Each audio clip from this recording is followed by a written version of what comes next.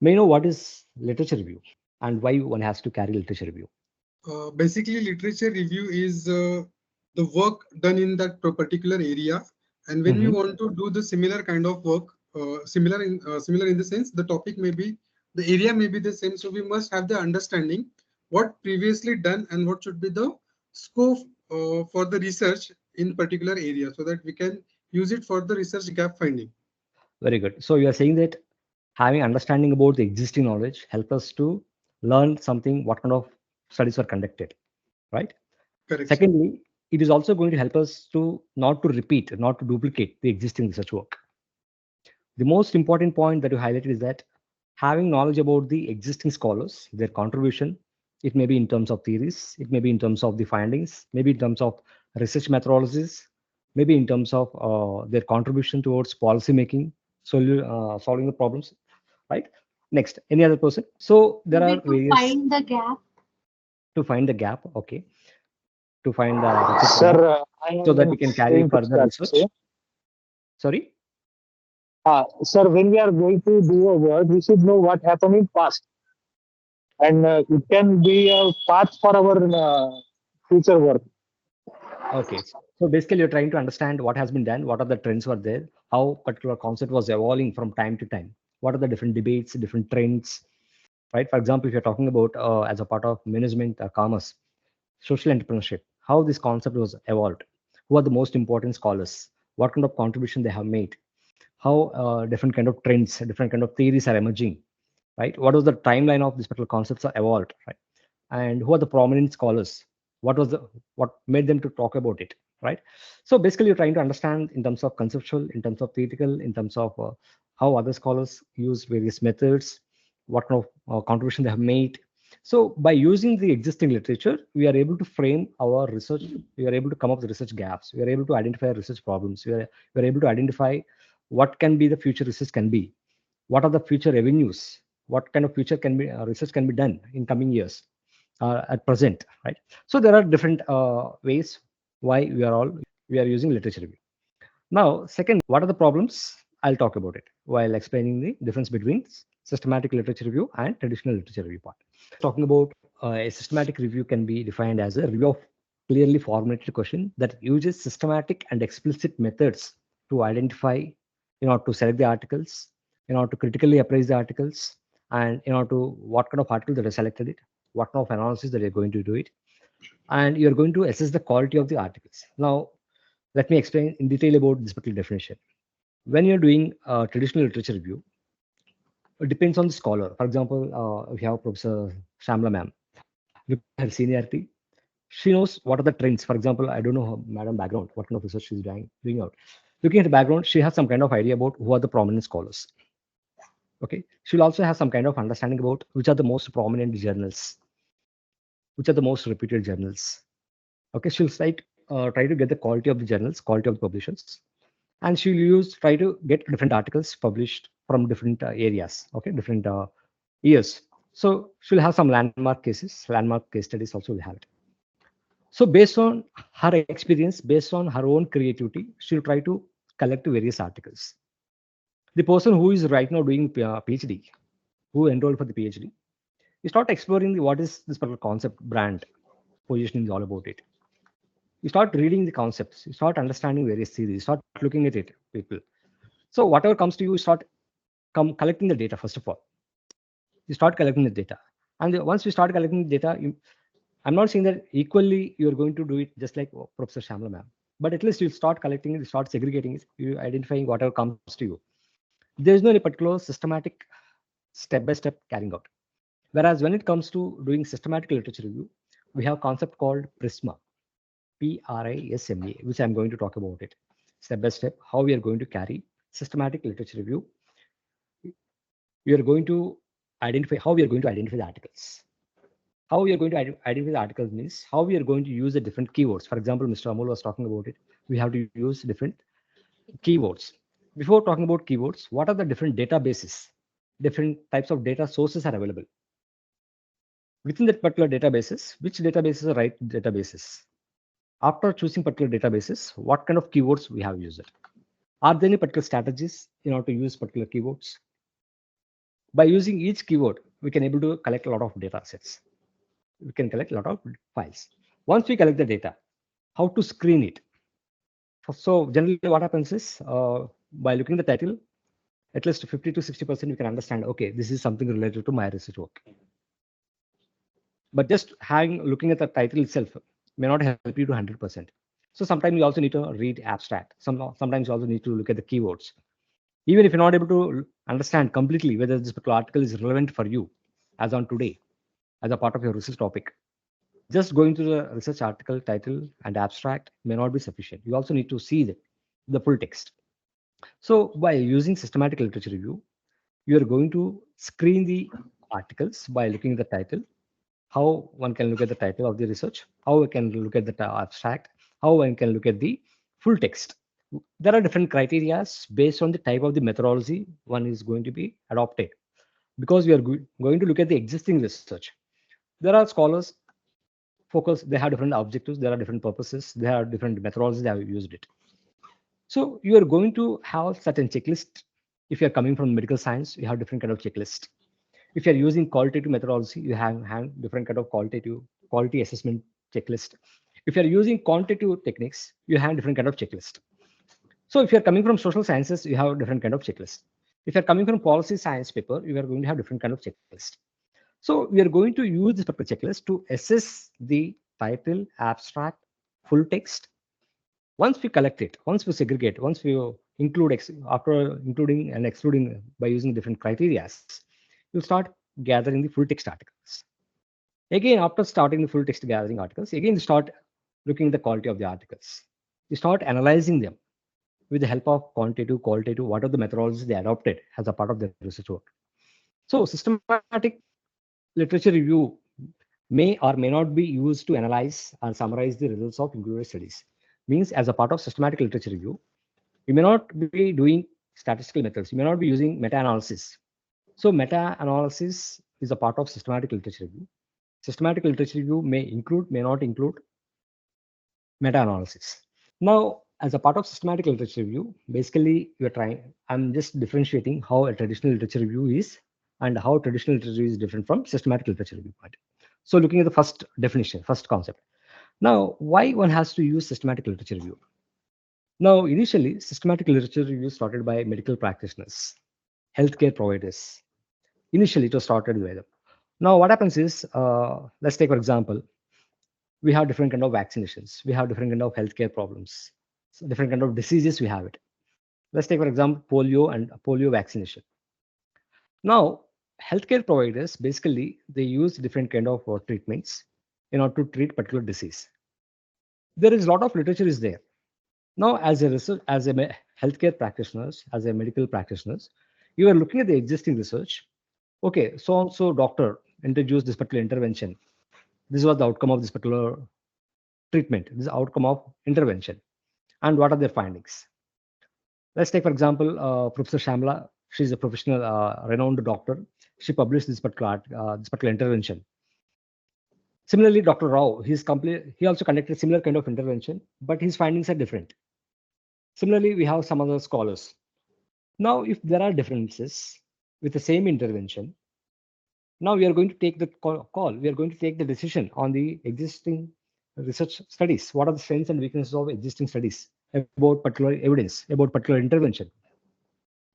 Out of 100 studies, if 90% are supporting particular intervention, obviously healthcare practitioners obviously prefer, okay, this particular intervention is the right strategy for us. So healthcare practitioners started initially relying on the evidence-based practice. What are the interventions, what are the therapies, what are the treatment they are doing on it? Looking at the final outcome of the results, they started continuing the practice, right? So we try to understand, we are trying to take the call based on the existing literature. So systematic literature review help us to look at the existing research which are conducted on the similar object. For example, Mr. Ramol, he's conducting research on brand positioning and customer perceptions. So what he will do, systematic literature review means he is going to collect the papers by using keywords like brand positioning and customer perceptions.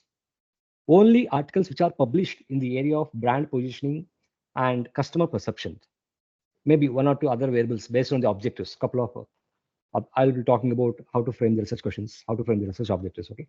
Now, Mr. Amul, he'll be collecting around 100 articles, or 150 articles, or 200 articles, only in the area of brand positioning and customer satisfaction, customer perceptions.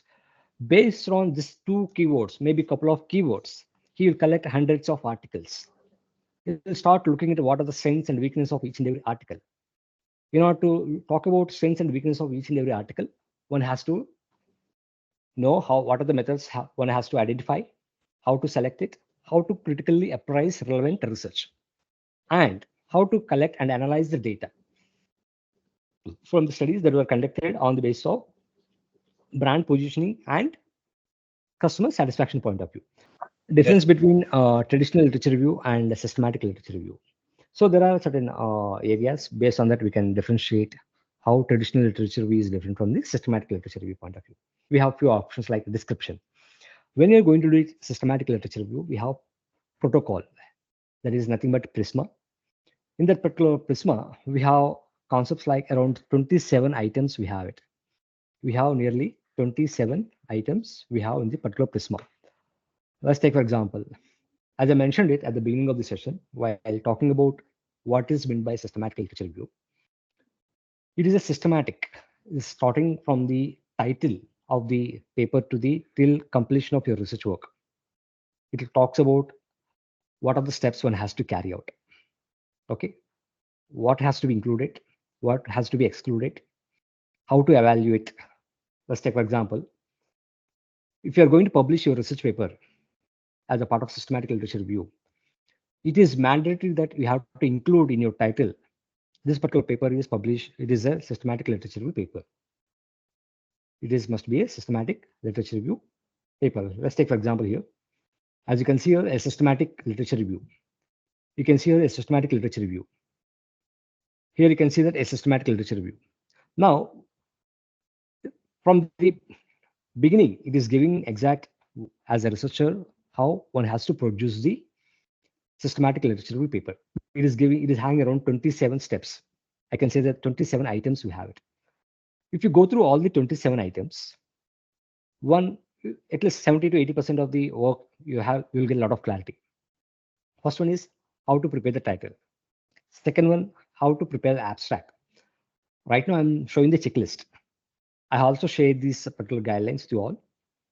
If you go to these particular guidelines, it explains clearly how to write an abstract, what to include, what to not include, how it has to be worded as well, right? Similarly, how to write introduction part, how to write objectives of the study, what are the methodologies one has to follow it, what is the eligibility criteria of the articles. So everything which I'm going to discuss step by step. Now, what I mean to say that as a part of protocol, we are going to follow step by step how to do it systematic literature review part. Whereas when it comes to the traditional literature review, as I mentioned earlier, it is completely based on the creative process. Depends on your experience, depends on the amount of knowledge that you have it, depends on the kind of network that you have it. You start looking for various articles, you start looking for gathering, depends on the databases that you have it. You start collecting data from various databases. But there is nothing like any particular protocol. Okay, step by step one has to follow if you're going to do it traditional literature review part. Second one, purpose and aims of the study. When you are going to do it systematic literature review, the main object of this particular study is to answer to a specific question. Whether the students how many students are aspiring towards entrepreneurship as their career option. So I'm trying to understand what are the facilitating factors, what are the hindering factors. When I talk about facilitating factors, whether teachers are trained as entrepreneurs, what are the qualifications of the teachers, whether universities having any entrepreneurship ecosystem, entrepreneurship cell, whether universities calling various renowned scholars or role models to encourage students to take entrepreneurship as a career option, whether universities are having any kind of seed fund. So we are trying to collect the data related to the various variables in order to answer the particular question. Whereas when it comes to the traditional literature review, you're trying to develop a comprehensive understanding of the particular topic. For example, brand positioning and customer satisfaction. What are the existing theories in the area of brand positioning? What are the existing theories in the area of customer positioning, customer satisfaction, customer perception? What are the studies were conducted? So irrespective of the variables, you start gathering, you start compiling various articles, you start categorizing it, you start classifying it, then you start analyzing, and you'll come up with, okay, these are some of the research gaps identified, whether this can be international context, whether this can be Indian context. That's how, as a traditional researcher, the person who is doing traditional literature review, they'll follow that. Literature selection, relevance criteria and defined in advance. I'll be talking about it. While selecting the articles, as I mentioned it, like for example, our colleague mentioned, Mr. Amul, brand positioning is one keyword, customer satisfaction is another keyword, right? Now, similarly, brand positioning, are there any synonyms? Customer satisfaction, are there any synonyms? Right? So there are different strategies. For example, are you going to look at it Google Scholar? Are you going to look at it Web of Science? Are you going to look at it Scopus? Are you going to look at it? There are different keywords. There are different fields. Every database have different kind of fields are there, right? Whether you want to select the last 25 years, whether you want to select the last 10 years, whether you want to select only English language, whether you want to select the articles published from particular social science background, whether you want to select the articles published with business management, whether you're looking from the environmental perspective. So there are certain criteria are going to be used, and you are going to report as a part of literature review part, as a part of systematic literature review, as a part of methodology section. You are going to write it. What kind of keywords were selected? What were the key string you were used? What are the different synonyms were used? We have also have certain concepts like Boolean operators. I'll be talking about it in coming slides. So what are you have done? What kind of process that you have used that you're going to write as a part of systematic literature review? But when it comes to the traditional literature review, look at any paper, there won't be any 99%, at least 90% of the people, they don't talk about research methodology as a part of traditional literature review. Just go to any thesis, any dissertation, or for that matter, any particular paper published by using traditional literature review. Except few scholars mentioned that this particular study was based on secondary desk research. These are some of the keywords were used. And this is content analysis was done. Other than that, there won't be any kind of methodology. There won't be any kind of justification, how they have selected the articles, how they have screened the articles, what kind of quality assessment they have followed it. Nothing will be explained as a part of traditional literature review part. But whereas when it comes to this systematic literature review, it's completely opposite. Everything is clearly, we are going to mention, as I mentioned it, there are 27 items we have it. Similarly, there's another important concept, role of researcher. Minimal reliance on researchers' interpretation and judgment. Now, as we are going to follow step by step by using PRISMA, you are using certain keywords. That's why you got this many articles. Just because you followed guidelines of PRISMA, you are able to assess the quality of the article. So the reliance, minimal reliance on researchers, bias of the researchers is very minimal here. Whereas when it comes to traditional literature review, whatever the article that you collected, that is the best part. And the existing literature review, whatever the article that you collected, you're trying to understand, you try to read, interpret, comparing, contrasting, classifying, and questioning it. But you won't question majority of the scholars, they won't question why this particular scholar reported in this particular manner. Whereas when it comes to the meta-analysis, when it comes to systematic literature review, if the findings are different, why these particular findings are different? Why? What happened here? Intervention the same. Why my intervention results are different from the Professor Shamla intervention results? What made it? Is it because of the selection bias? Is it because of sampling bias? Is it because of publication bias? How we are going to reduce that particular quality of the bias? We have certain control over it. So that is the reason, minimal reliance on researchers' interpretation and judgment. That is one of the best part of writing systematic literature review part. Lastly, we have content. Conclusive assessment regarding the research question provides an overview. Majority of you may not be agree, but generally, obviously, if you look at it as a part of systematic literature review, what are the questions that you are raised? At the end, you are going to report. At the end, you are going to discuss what are the major of findings that you got it, and you are going to assess the findings, and we are going to give the conclusion on systematic literature review part. Whereas when it comes to the traditional literature review, you are going to identify certain patterns, certain trends. You are going to classify, and you're going to give the overview of what this is what the development of this particular subject is all about it. These are some of the trends of this particular subject is all about it. So that's how we are going to conclude the paper. So that is the difference between systematic literature review and meta-analysis. Scopus. Right now, I'm sharing my Scopus data. Can you able to see the Scopus data? Anyone? Yes, no? Yes, sir. Yeah. Thank you. Yes. Yes, sir. Okay. Thank you so much. Thank you. Intention is here to show the volume of articles published by using systematic literature review. Okay. So right now I'm showing this is Scopus database. We have documents. We can search the articles by using document titles. Like we have different kind of keywords. We have it fields. Like I can search by using article title, abstract, wherever in the article title, abstract keywords, wherever these particular keywords are mentioned, please trace that articles. That's what I'm thinking. Otherwise, if I know certain scholars' names, I can give that scholar name, first author, source title. For example, if I know particular journal title, I want to collect the data only from that particular journal. So I'll give the source title, article title, abstract, keywords. If I know a particular name of the institution, particular name of the city, country, funding. So there are different kind of keyword, date of index, okay, ISSN number, conference. If you know particular name, particular conference, particular date of index, or if you know particular ORCID, this is scholar's ID. Okay, so there are different kind of fields are available in order to search the data. Right now, I have given certain keywords. I'm collecting data from the. It must be this particular keywords must be included article title, abstract, or keywords anywhere. Any of the three fields, if it included this particular three terms, this particular concepts, please trace out that article. That's what I'm giving instructions to the scopers. So after typing all the keywords, just click on search.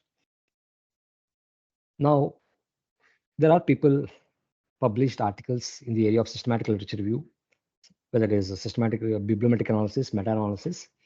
There are nearly 7,89,000 articles were published only by using systematic literature review, bibliometric analysis, meta-analysis.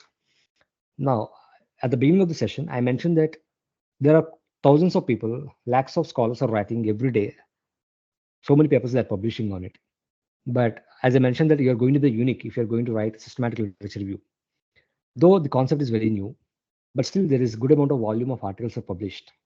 So before somebody is coming and just before somebody is going to take your write articles, if you can learn how to write systematic literature review, how to write bibliometric analysis or meta-analysis, you can be the one who can publish easily in this particular area. Still, majority of the people don't know what is the concept of systematic literature review, right? So I would like to say thanks to Professor Shamla ma'am and the entire team of Faculty of Management and Commerce, recognizing the importance of the concept of systematic literature review and including in PhD coursework. That is the best part. Now, there are nearly 7,90,000 articles are already published. So this is the importance why one has to go for it. Okay. And you can see the subject areas. People belongs to medicine. Out of 7 lakhs, 5 lakhs 70,000 are belongs to medicine background. Means the people belongs to medicine, healthcare practitioners. They are the most people use how to write meta-analysis, systematic literature papers. Okay. Okay. Concept of bibliometric analysis. Systematic literature review, we understood that it is nothing but systematically collecting the data, identifying the articles, reviewing the articles, and presenting the data by following PRISMA guidelines. Whereas when it comes to bibliometric analysis, bibliometric is the statistical analysis of bibliographic data. What is bibliographic data? If you look at the right side, there is one example I have given here. This is the article published. This is, as you can see here, title of the journal. Okay, there is a publisher SJ here. Title of the journal, title of the article, authors of the article, first author, second author, affiliations, the author's affiliations from where they belongs to, and when this particular article was accepted, when this was received, okay, what are the keywords were used by the author, okay, and we have abstract, and you can also see it depends on the site to site, article to article. You can also find citation, how to cite this particular article, reference, right? Now, when it comes to the bibliometric analysis, you are going to deal with only metadata. That is, who are the scholar, what was the title of the article, who are the publisher, from where they belongs to, okay, what was the citations, this particular article, how many people cited, okay, what is the impact of this particular article, what is the impact of this particular journal, So basically, you're trying to understand the metadata of a particular article, particular book. Basically, you're trying to bibliometric analysis. You're going to present in the form of statistical by with the help of using various softwares, free open softwares. We have it like Voice Viewer is one software. By using this particular software, one can able to prepare different kind of data visualizations. Like for example, Professor Shamla is in Pune, Professor Dr. Rao, I'm in Gandhinagar. Okay, what is the how? We imagine that we are working together in a particular paper. So what is the network, and who are the people reported our paper, from which where they belongs to? How many people cited our article? Myself and Professor Shamla cited published a book. What is the impact of this particular article? Right? What is the productivity of Dr. Rao from last 5 years? So whatever analysis that you're going to do on the basis of metadata, that is nothing but bibliometric analysis, which we are going to have in detailed discussion day after tomorrow. With the help of Voice Viewer and with the help of BiblioShiny, we are going to carry various data visualization tools, various graphical representations and charts, maps that we are going to create it. Next one, we have a concept of meta-analysis. Meta-analysis is a statistical technique for combining the results of independent but similar studies to obtain the overall estimate of treatment effect. For example, at the beginning of the session, I was saying that polio vaccination, the people, those who received treatment, polio vaccination, the people, those who didn't polio vaccination, what were the results? What was the impact? The people, those who received Covishield, the people, those who received Covaxin, what was the impact? What was the death rate?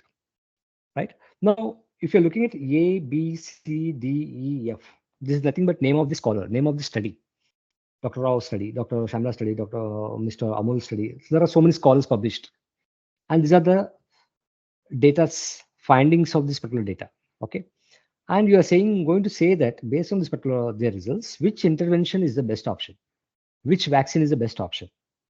So I don't think this particular concept is related to you all, but I want to differentiate how systematic literature review is different from the meta-analysis. When it comes to the meta-analysis, mostly you'll go with statistical analysis, with the quantitative data analysis, okay, as a part of your research work. Why SLR is so important? It is one of the most easiest way to understand the problem. One can come up with a rigorous scientific method. One can easily write the paper as you are going to follow certain parameters. One can easily convince the publishers, editors, and I don't say exactly easy to publish it, but as long as you are unique in terms of writing research paper as compared to your peer group members, definitely there is a huge scope for you to accepting your paper, systematic literature review. The amount of papers are very less. Though I was talking about 7 lakhs, around 8 lakhs papers, 8 lakhs is nothing in front of other research papers that we have it, regular research papers, right? So in that case, you are in most advantageous position to get the published and they're most cited papers. As a scholar right now, you may not be knowing as a PhD scholars, but if you talk to your professors, supervisors, they'll understand what is the importance of getting citation of their own publications. Because as a scholar, if I publish my article, I want to know that how many people are referring my article, how many people are citing my article, what is the impact of this particular contribution that I have done, what is the visibility of this particular article, what is the productivity of this particular article, right? So when you write a systematic literature review, there is a huge scope for you to refer your articles. And because you're going to refer at least 70 to 80 articles of other people, and there are so many people are going to refer your own research papers in that case. Next, origin and development of systematic literature review. How this particular concept was evolved. Origin and development of systematic literature review. There is no, the people are not knowing exactly when first systematic literature review was started it. But the credit goes to Professor R.K. Cochrane. Professor R.K. Cochrane. He's a Scottish epidemiologist. He came with one of the prominent work in the area of health, especially his title of the work is Effectiveness and Efficacy. This particular article was published in the year 1972. And people recognized the importance of this particular article. And he also encouraged various policymakers, various healthcare takers, and looking at his contribution, even policymakers, educational interventionists started using these particular practices. They're also looking at it, what is meta-analysis, what is systematic literature review. Soon after his death, the followers of the Professor R.K. Cochrane, he was a professor at Oxford University, followers of his this particular professors, they established International Center on Cochrane Library. And right now, there are 53 different types of reviews. 53 different types of reviews, systematic reviews are there in this particular Cochrane library. I'll show you that particular library. 53 divisions, 53 specializations, I can say that. Like, for example, heart stroke, systematic reviews. Spine, systematic reviews, right? Blood pressure, systematic reviews. These are all completely meant for the healthcare practitioners, medical scholars. By looking at this Cochrane library, Cochrane contribution, there are so many scholars started talking about systematic literature review, and especially scholars from management, scholars from education, scholars from policymakers started adopting the approach of systematic literature review PRISMA guidelines from the year 1992 onwards. Came back to PPT slide. There are so many reviews we have it. Especially we have background information, expert opinion is one. There are different kind of methodology based reviews we have it. Case control studies, coherent studies, random control trials. When it comes to the healthcare practice, we have different kind of methodologies one can use. Compared to any other methodology, the articles published by using systematic reviews were considered as the topmost rigorous, topmost, they are considered as the most priorities. They have most potential when it comes to the knowledge contribution point of view. They have given highest rank as compared with any other systematic review, any other methodology or adopted in any particular research paper. Okay, if somebody published an article by using systematic review, means their paper is more rigorous than any other research methodology adopted by the scholar. Okay, why are systematic reviews are important? As I mentioned at the beginning, healthcare providers, they are taking decisions on the basis of the existing research.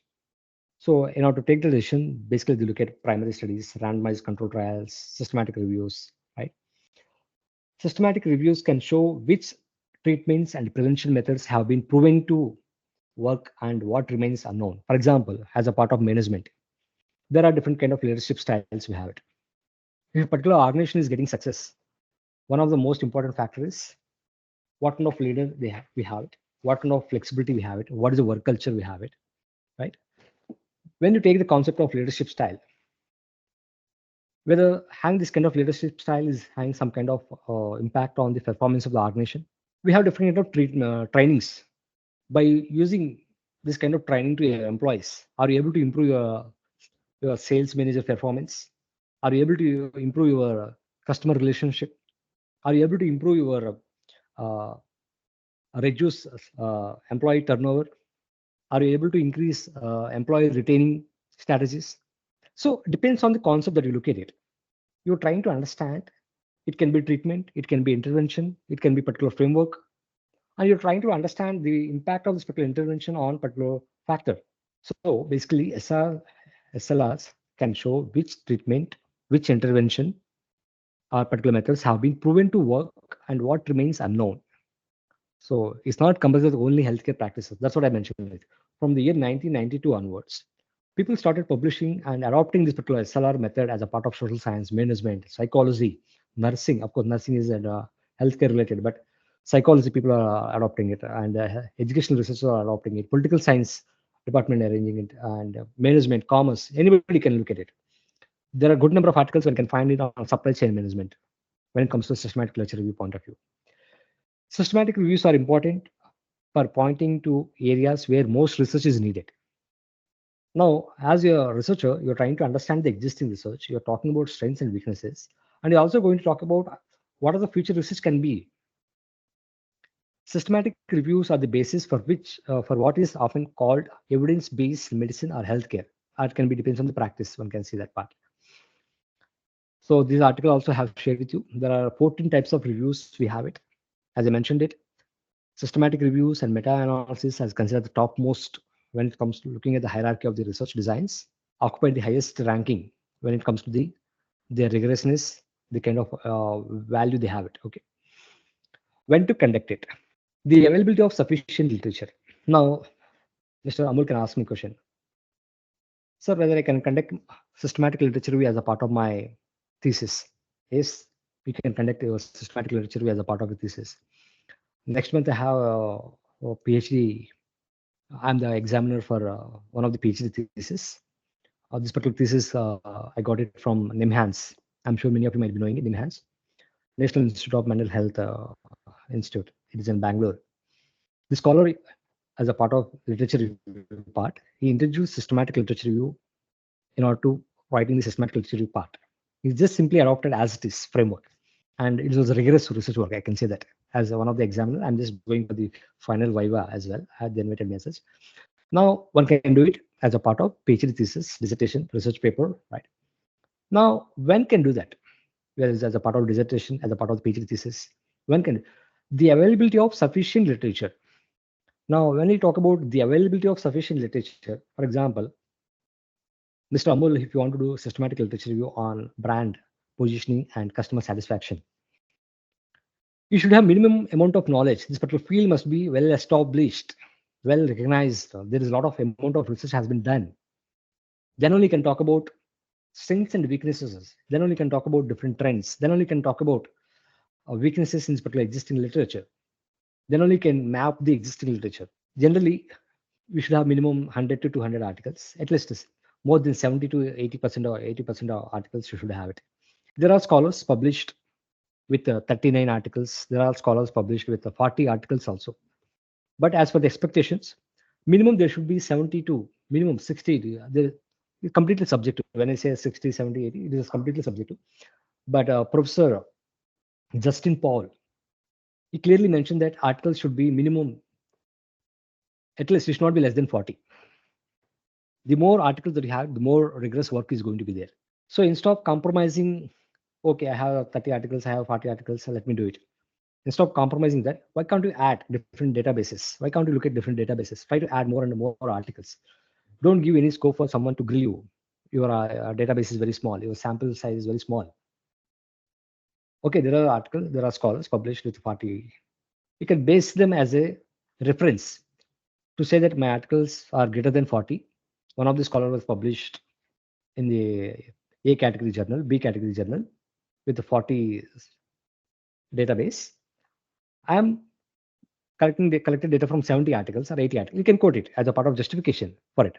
That is best part is that giving justification in your research methodology about your sample size that you have collected it. Second one, when you collect it, the lack of rugged theoretical design. Let's take, for example, one of the colleague, he wanted to do research on theory of planned behavior. Theory of planned behavior, or I can say that in management point of view, resource dependency theory. Resource dependence theory. Okay. Now, unfortunately, while looking for the articles, he or she came to know that okay, in the year 2022, there was an article was published on the theory of planned behavior. So you don't need to worry about it. If somebody already published it, basically generally it is better to avoid it. But the only thing is, if you can able to go through that article, if you can able to identify the loopholes, if you can able to identify the what would be your contribution in addition to the existing contribution, what no value that you are going to add to that. Generally, it is suggested that if something is already published in the similar topic, similar area within last 3 to 4 years, it's better to avoid the paper. But if you're confident that the existing paper, the existing recent paper, there are a lot of loopholes are there. There are a lot of insights are missing. If you believe that your contribution can add something new value to that, definitely can come out. If you can have convincing power with your contribution, definitely can choose the same topic which is published last month also, right? So that is one of the important aspect. Third one, to synthesize what we know, what we don't know about a research question. As a part of systematic literature review, we are going to frame research questions. You try to understand what is already existing, and you're also going to write what is can be explored further. What are the future directions of the research can be done? If you look at most of the systematic literature review papers, so majority of the focus is going to be focused on future research point of view, future research trends point of view. Means that much rigorously you are going to evaluate the existing research work, and you are that much rigorously evaluate it, and you will tell what this is what we know, this is what we don't know about it. That can be done only once you follow PRISMA step by step rigorous framework. One can able to do that. SLR can increase awareness within the field and show current perspectives.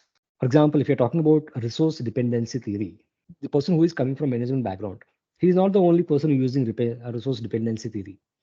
As a faculty of social work, I also talk about it.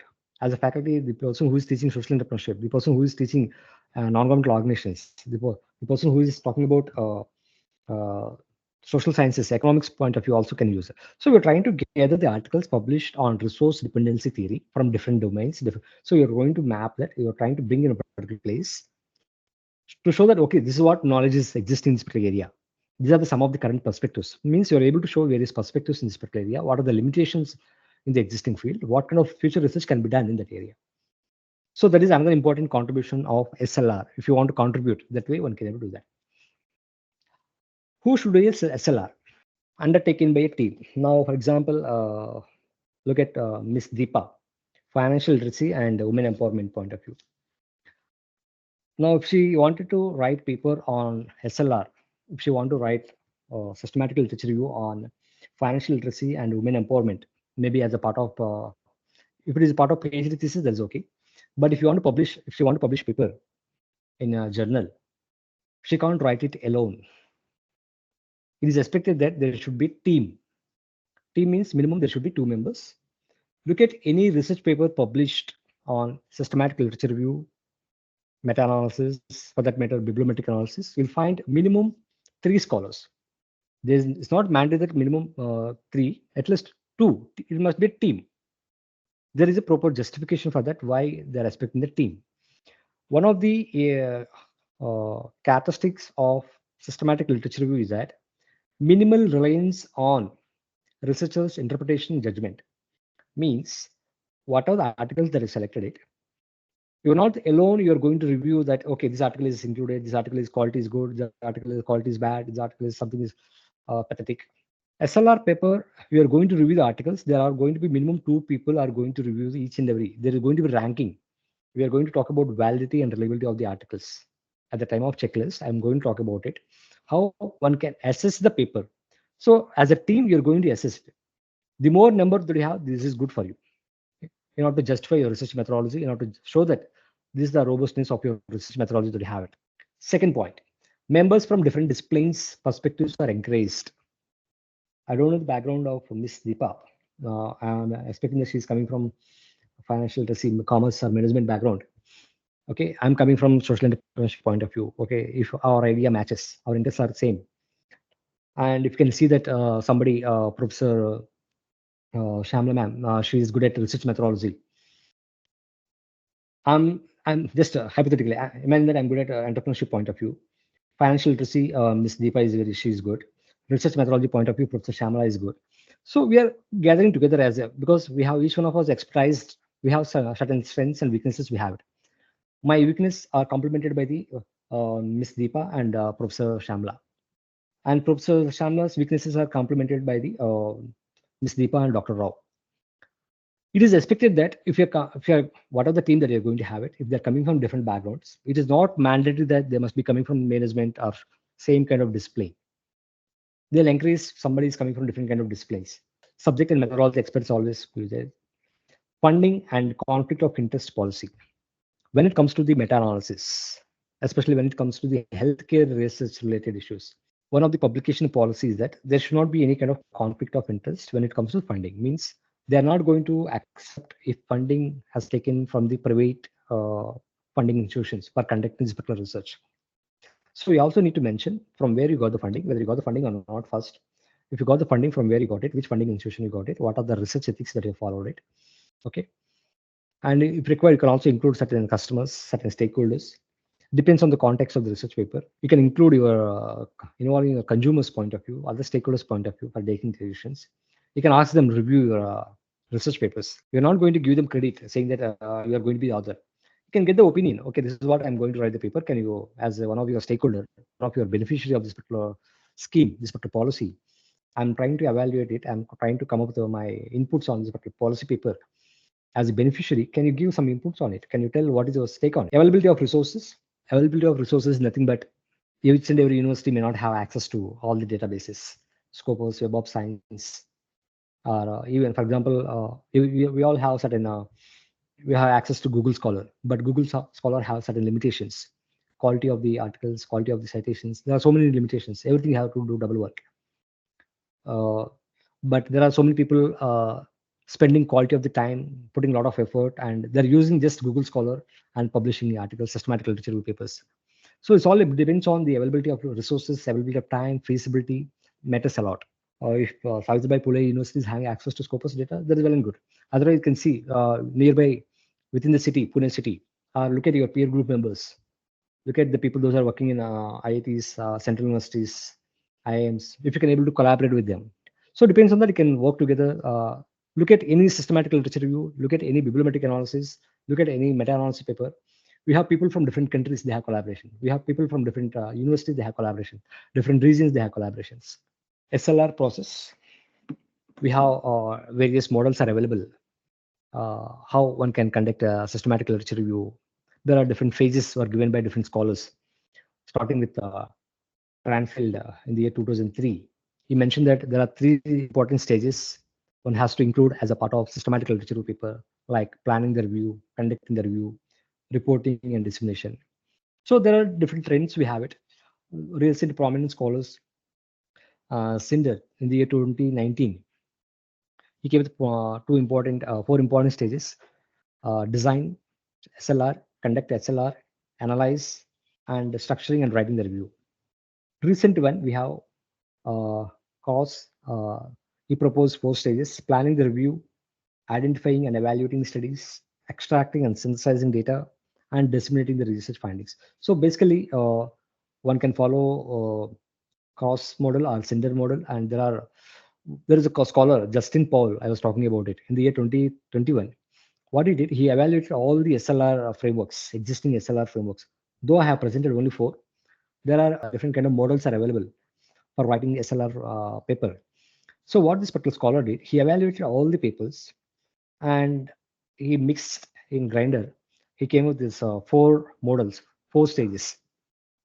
Okay, I mean there are 3 stages, but again within that we have total 6 subcategories. We have it. Assessing the articles. First of all, you are going to identify the articles, and once we identify the articles, we start looking at the quality of the articles. We are going to arrange the articles, and we are going to assess the articles.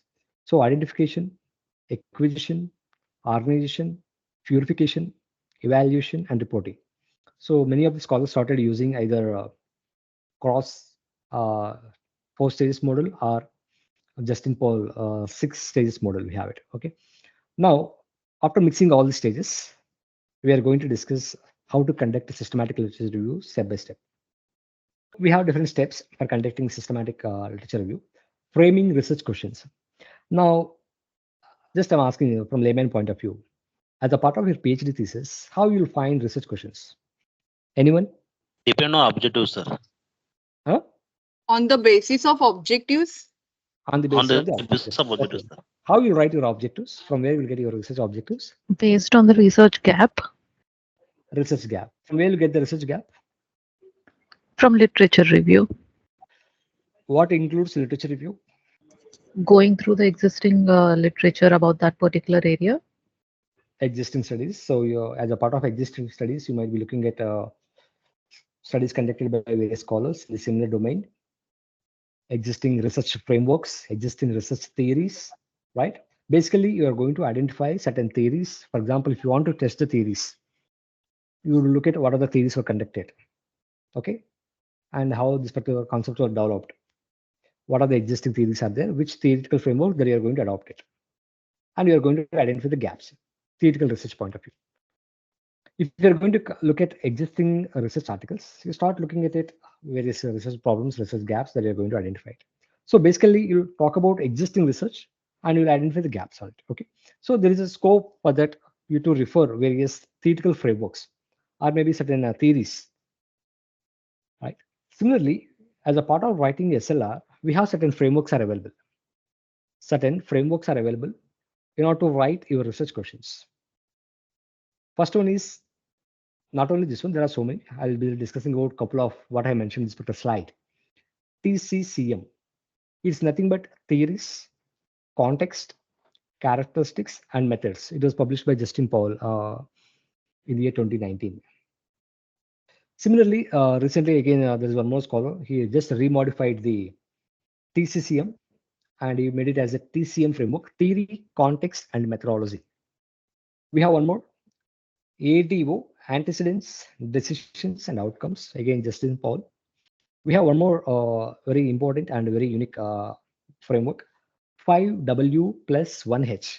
Means 5W means who conducted research, when they have conducted, where they have conducted, what they have conducted, why they have conducted, plus how they have conducted it, right?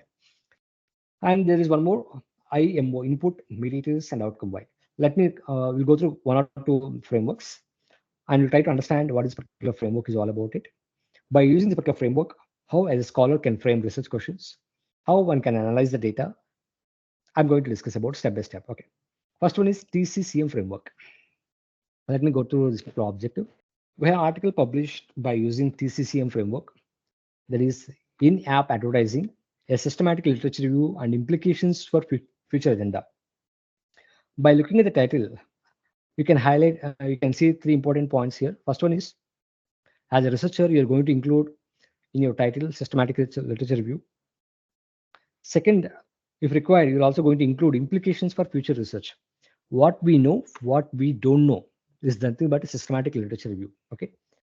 The purpose of this particular study is to review and synthesize the literature on app advertising, identify gaps, and propose future research directions. Okay.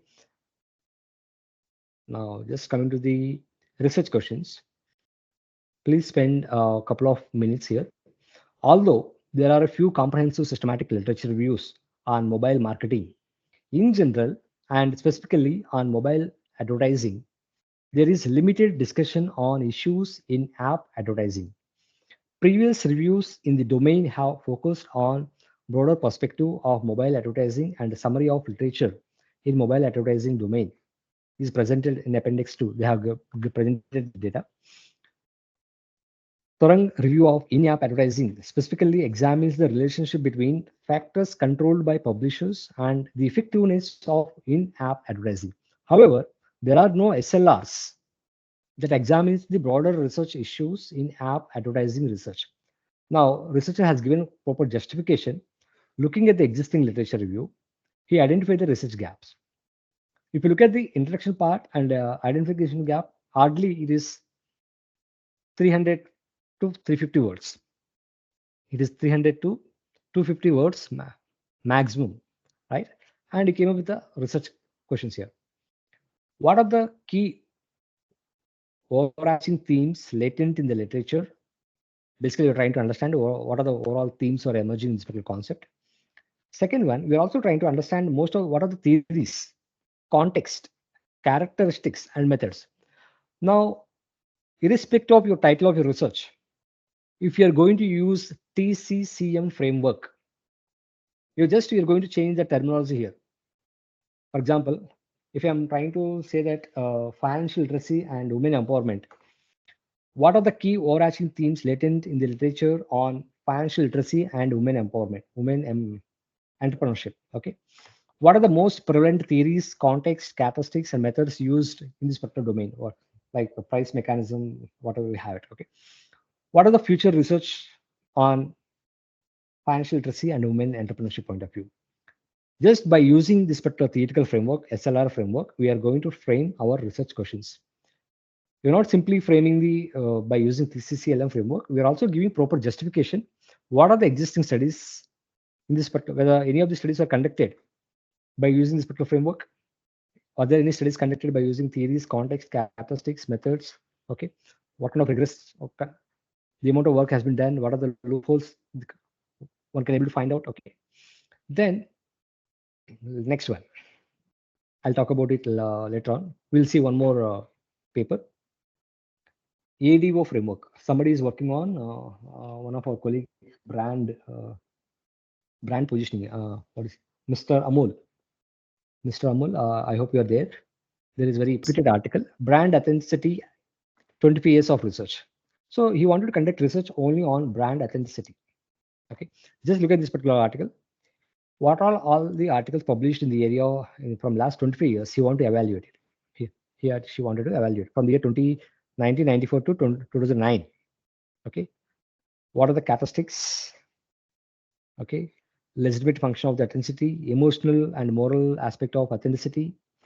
This particular scholar used ADO framework. By using this ADO framework, the researcher framed questions like: the concept of brand authenticity has not fallen from the sky fully formed and is more inscribed and marketing discussed. Hence, the purpose of this systematic literature review is to unpack the various perspectives on its meaning and significance for consumption. In particular, following a comprehensive format initially developed by Justin Paul, this framework-based review attempts to outline ADO of brand authenticity as detailed in the next section. ADO, antecedents, decisions, and outcomes.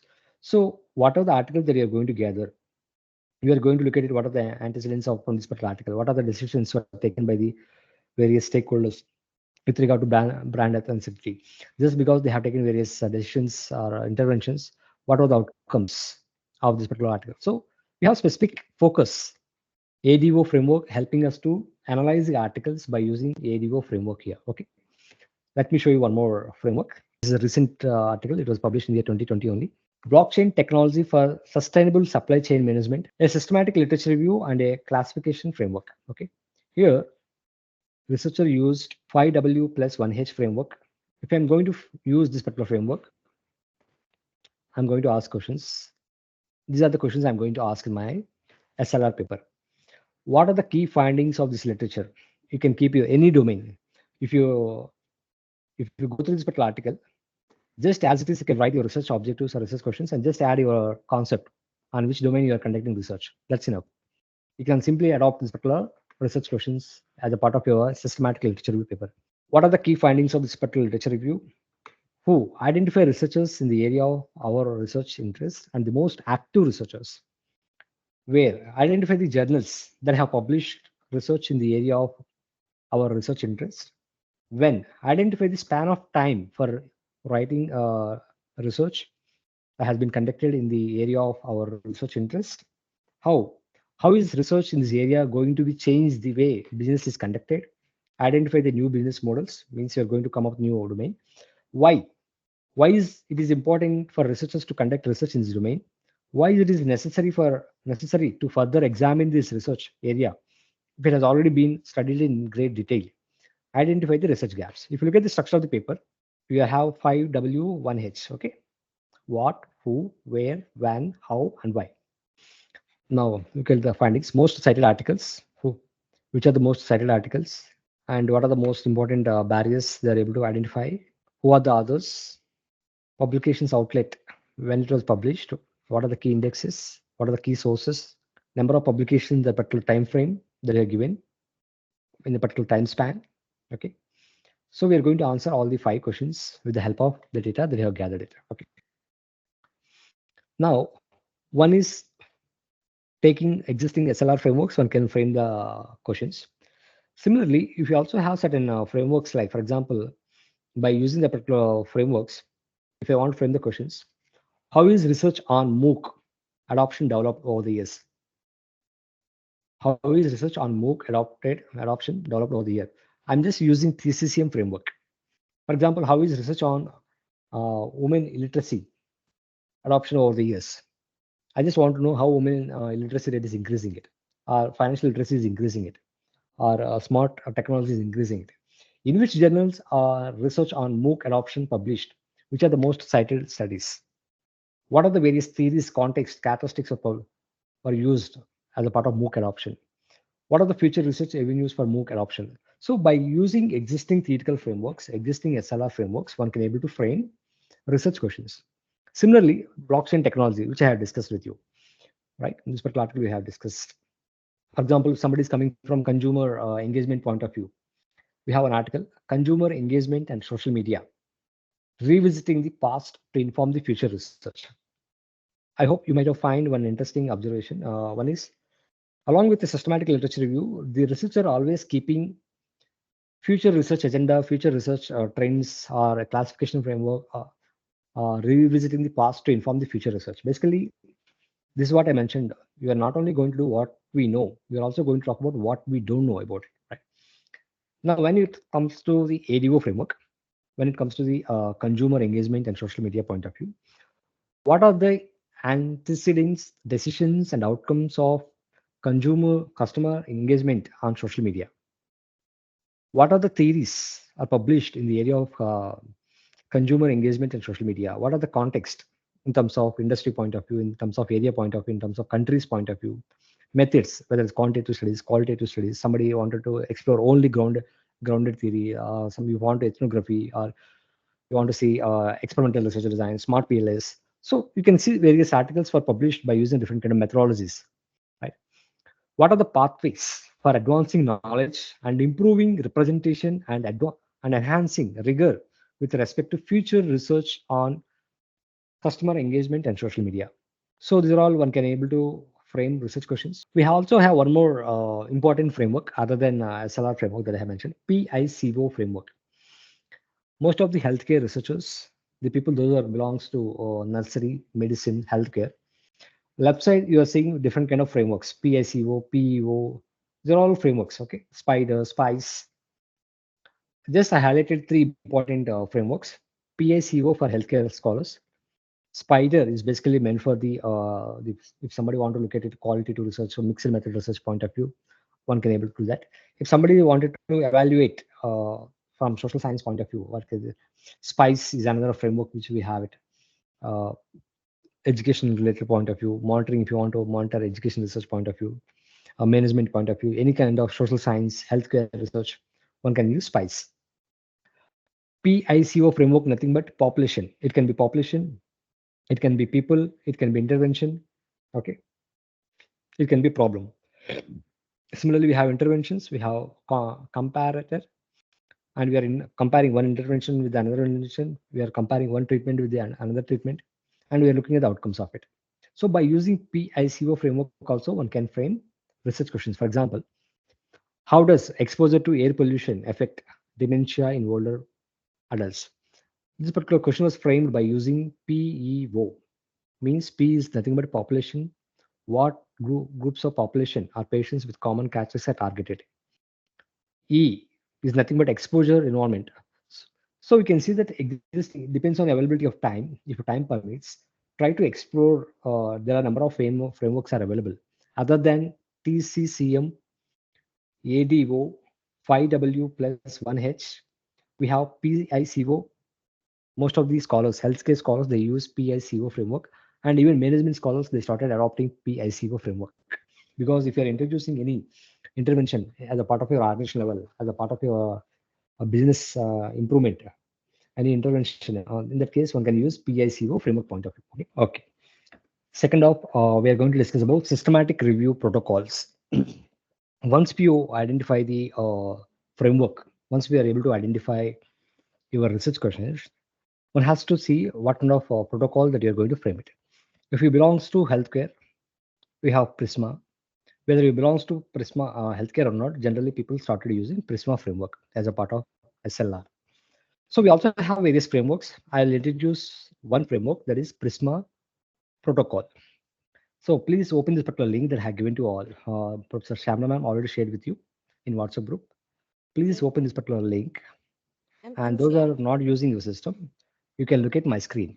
Right now, I have opened COCHRANE library. Is it visible to all? This particular library, we have a lot of training is keep on happening. They conduct a lot of training programs. We have a lot of resources are available. Within that resources, we have COCHRANE library. This is the library data set. We have it. If somebody wanted to publish, if somebody want to publish it, if somebody wanted to see what is the protocol one has to follow it, one can go to this particular COCHRANE library and just see what kind of protocols one can follow it. There are so many protocols. Protocol is nothing but, for example, imagine yourself, myself and Miss Rupali. Imagine that you are working on economic growth and development of micro enterprises. Yes, sir. Now, Yes, sir. yes, madam. Yes, madam. Please, please. Now, if you're working together, what we'll do, we'll write our proposal, just like how as a part of your PhD proposal, PhD research, you're going to submit proposal saying that this is what my research is all about it. Generally, you're going to submit tentative proposal to your guide and your department, and you will make presentation in front of your whatever names we have. It depends on the university, doctoral committee, doctoral research committee. We have different kind of committees names we have it, right? University to university, we have a lot of variations, but otherwise you are reporting to your PhD committee about this is the title of the research, these are the research objectives, this is tentatively you're going to talk about it. Now your supervisors, your doctoral committee members are going to look at your proposal, they evaluate it, they will see how you are traveling, how you are going to conduct this particular study, whether it's really feasible, whether are you over ambitious, are you taking right path. So basically you want to get some kind of guidance from your supervisor or doctoral committee members. There was a major purpose, there was main purpose of submitting your research proposal, getting approval, because you'll get the scope and direction for your research work, right? Based on that, you'll collect the data, you'll start analyzing data, you'll prepare a report and submit it. In the similar line, when it comes to the SLR protocols, you can submit your protocol. This is what my proposal is all about. This is what I'm interested to work myself and Miss Miss Rupali. We are interested to work on this particular area. And these are the type. This is the title. These are the keywords. This is the database. In case if you belongs to healthcare, these are the interventions we are looking at it. So everything you'll mention, you'll put it in public. Put it in public in sense, you'll put it in this particular library. That is nothing but Cochrane library. Now you may get start getting receiving support from these particular people. They start giving you their instructions, their guidance, how one has to publish it, how one has to go ahead. For example, here, Cochrane reviews, we just look at the bottom. If you scroll your cursor, there are certain reviews are available here. Cochrane database of systematic reviews. Before writing any particular protocol, I can also check whether anybody worked in this particular domain with related to healthcare, with related to any of the my own area. So I can go for this particular library. I can search. We have some of the areas for included here. Consumer and communication strategies. There are certain protocols are already published. Just I want to see what it is. So there are around 108 reviews. There are certain protocols. Decision aids for people facing health treatment and screening decisions. Okay, consumers and health providers' views and perceptions of partnering to improve health service design, delivery, evaluation. Following protocol is mandatory, but registering a protocol is not mandatory. Means, as a part of your systematic literature review, you need to include PRISMA flow diagram. You have to include PRISMA flow diagram as a part of your research paper. Like for example, this is one. This is a PRISMA flow diagram. If you follow PRISMA, all the 27 items, one can able to design the paper. Following PRISMA flow diagram, including the article, is mandatory. Okay, whether you're coming from healthcare, whether you're coming from management, whether you're coming from education background, anything. Irrespective of your discipline, including PRISMA flow diagram, identifying the article, mentioning research methodology thoroughly, rigorously, is mandatory for writing the research paper. But registering your topic at Cochrane library, or we have some other databases like, these are some of the databases. Campbell Collaboration, it is a sister organization of Cochrane library. Okay, then we have BMC, part of Springer Nature, that is part of environmental evidence. There are so many other databases we have. For example, let me take back you to this place. We have certain guidelines like National Ethical Guidelines for Biomedical and Health Research, PRISMA 2020, Cochrane, protocols.io, Center for Open Space and Pre-Registration, INPLACI, Prosperi, Research District. These are all certain places where one can register their systematic literature reviews and meta-analysis. Basically, PRISMA was launched in the year 2009 by Mohar. Later on, he developed this particular concept. He modified it in order to develop this particular concept, in order to bring certain modifications. Around 21 scholars around 21 scholars.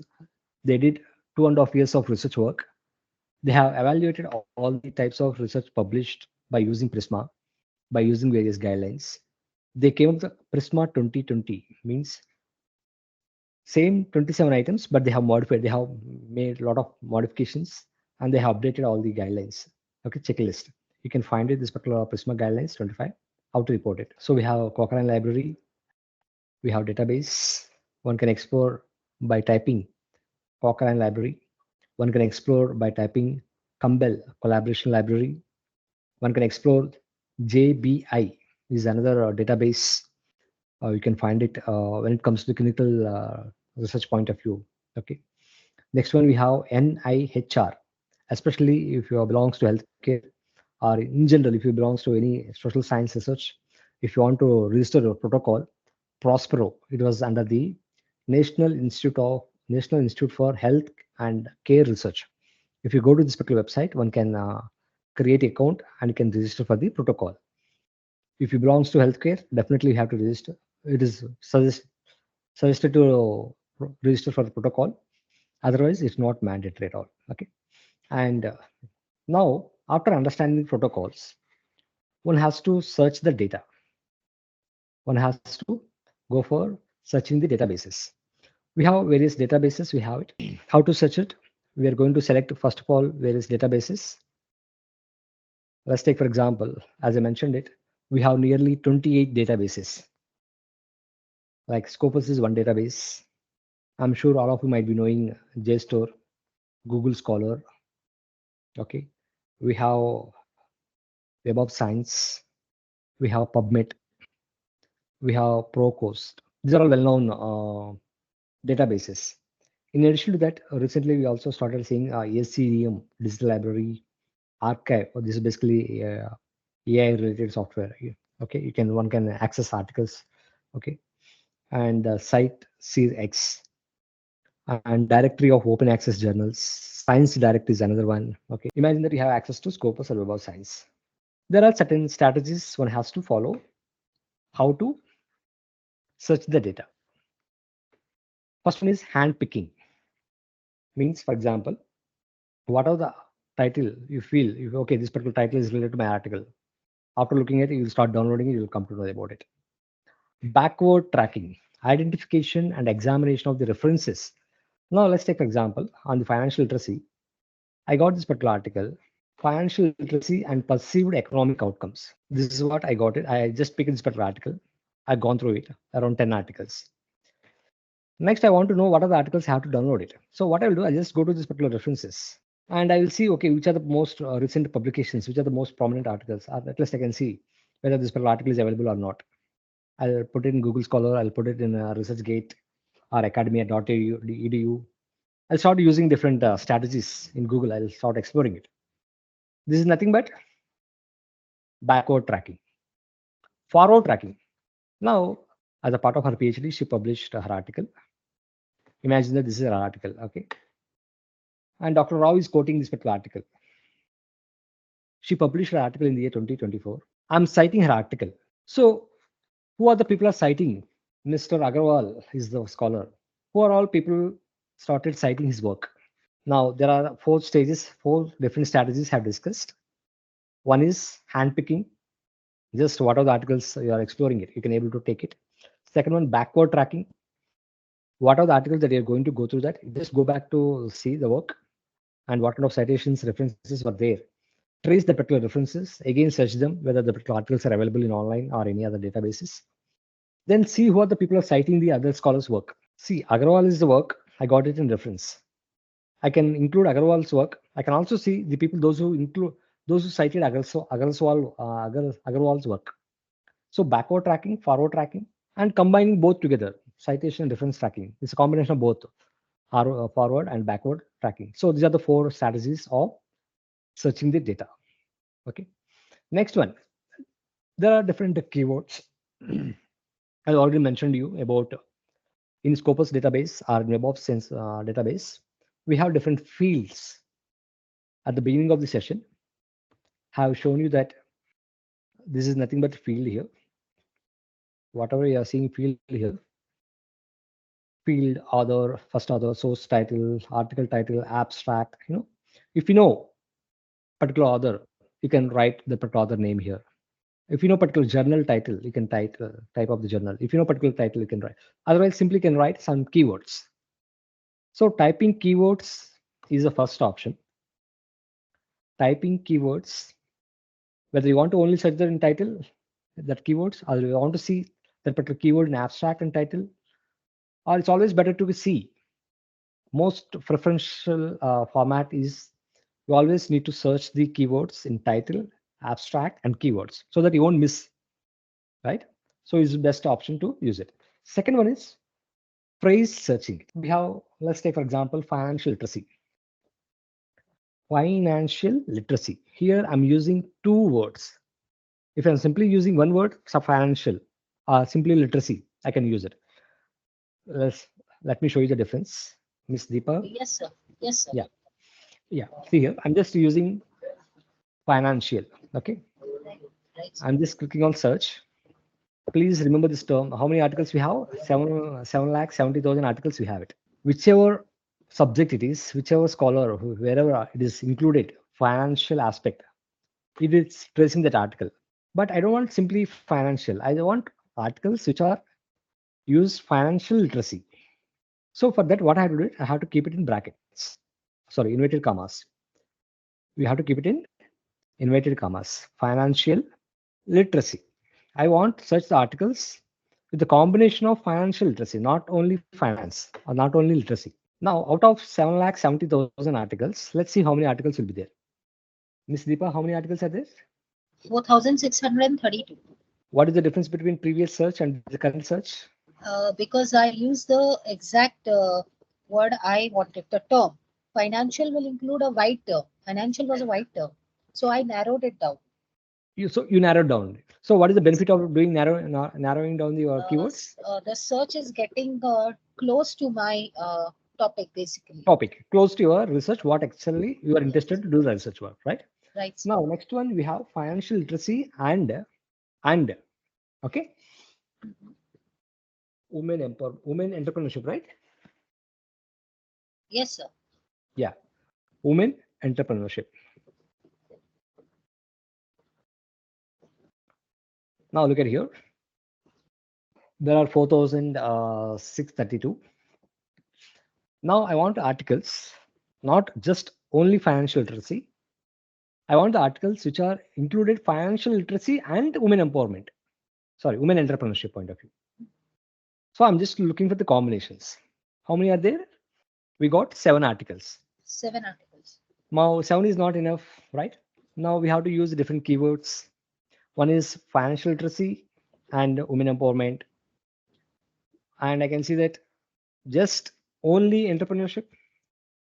You are looking at women, right? Women entrepreneurship point of view.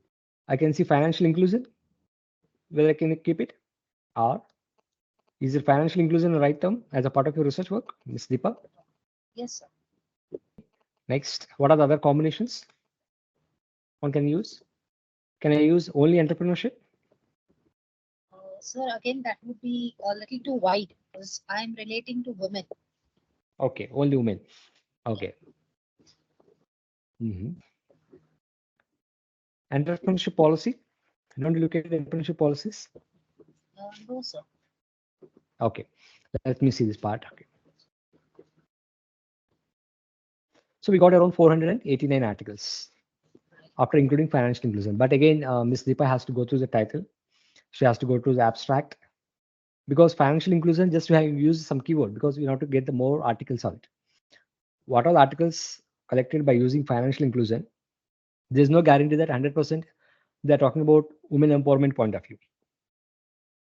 So in order to get the confidence, in order to ensure that the articles that are coming by you giving a financial inclusion, whether are they related to women entrepreneurship and financial inclusion or not, there has to see that part. Second one, I can also see in order to understand the concept developed in the R. I want articles, financial literacy or women empowerment, anything, any articles related to financial literacy, any articles mentioning about women empowerment, any article mentioning on financial inclusion, I want to trace it out. we got 10,548 documents are there. Let me show you a few more search engines. So one is phrase, means whenever you're using more than one word, we have to keep it in inverted commas, or you can keep it in bracket like this. Truncation. Frequently used truncation analysis symbols, like for example, truncation is a searching technique used in database in which placing a symbol at the end of the term that includes asterisk, question mark. Okay, one can use the dollar sign, one can use the question mark, one can use asterisk. Let's take for example, we have industry. We have industry.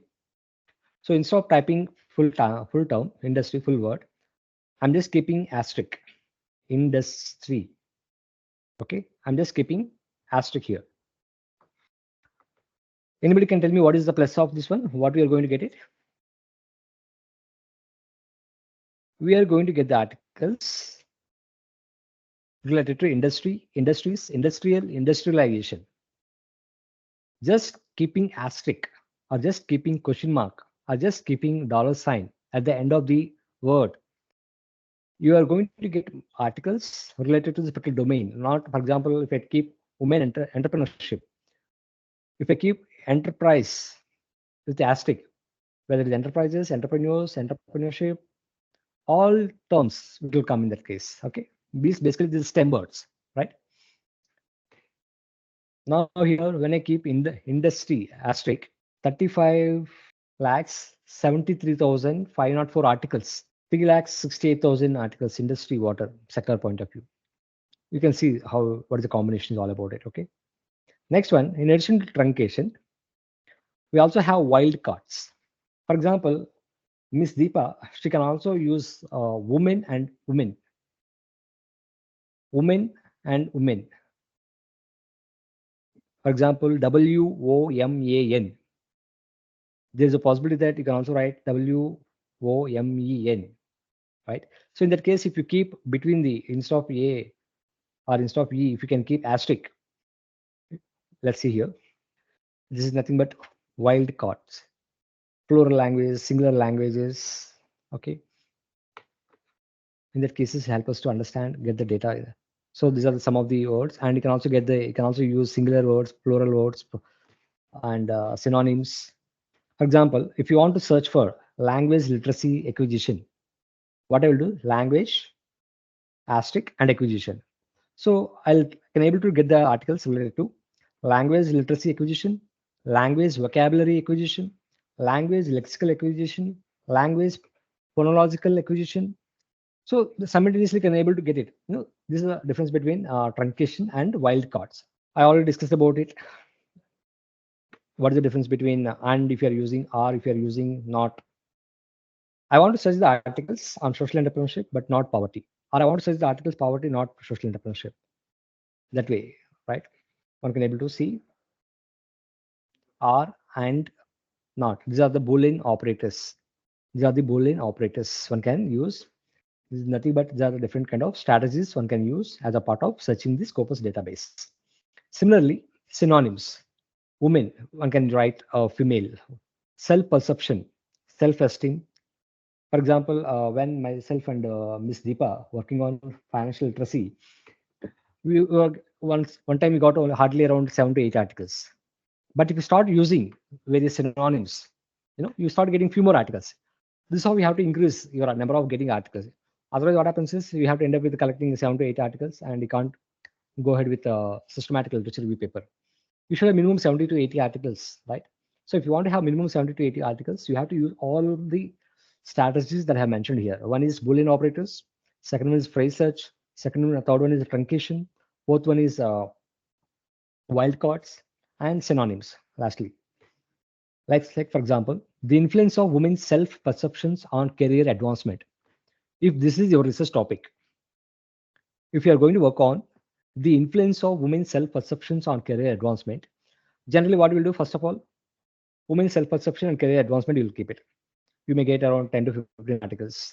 Then you'll keep it females' perceptions and career advancement, females and career perceptions, self-understanding, self-esteem, profession, vocation, work, employment, promotion, success. These are all keywords. These are all keywords one can use. These are some of the synonyms one can use to improve the search strategy, to improve the more and to get the more and more articles. One can do that. You cannot simply give a sweeping statement saying that, sir, I'm not able to find any research material in this particular domain. Whether you're conducting systematic literature review or not, when it comes to finding any literature as a part of your PhD research work, you cannot simply say that, sir, there are no studies are conducted. If somebody is saying that there are no studies, there is a depth of research just because you are not able to explore it. You can simply say that the researcher could not find.